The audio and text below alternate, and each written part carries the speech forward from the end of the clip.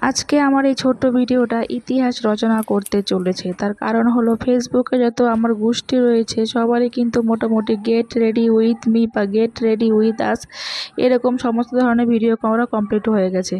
আমি একমাত্র অবাঞ্ছিত পাবলিক যে কিনা এখনও সংসারে কাজ সামলে উঠে এই ভিডিওটা করতে পারিনি। তাই সেদিন অবশেষে করেই ফেললাম এই ভিডিওটা। বরের সাথে অনেক ঝগড়া মারামারি খুনোখুনি করার পর বরকে অনেক কষ্টে রাজি করিয়েছিলাম ঘুরতে যাওয়ার জন্য। তাই ভাবলাম যে যখন বরের সাথে বরের রক্ত খেয়ে যখন লিপস্টিকটা কিনে নিয়েছি, তখন রাক্ষসের মতো লাল রঙের একটা কটকটে লিপস্টিক না লাগালে কিন্তু আমাকে মোটেও ভালো লাগবে না, আমাকে মোটেও ছাপি লাগবে না। সব জায়গাতে নাক গলাতে গিয়ে আমার নাকটা কিন্তু কেটে গেছে। আমি জানি তোমরা অবশ্যই এটা নোটিস করেছো, কারণ তোমরা এক একজন হচ্ছে লেজেন্ড, আর তোমাদের চোখে যা দৃষ্টি তা হচ্ছে শকুনের দৃষ্টিকেও হার মানায়।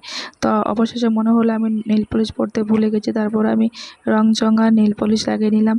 আর এই পারফিউমটা কিন্তু বরের পকেট থেকে প্রতিদিন 1 টাকা চুরি করে করে অনলাইনে থেকে কিনেছিলাম। আর তারপর হচ্ছে যেটা ছাড়া আমি অন্ধ, আসলে তো আমি প্রতিবন্ধী।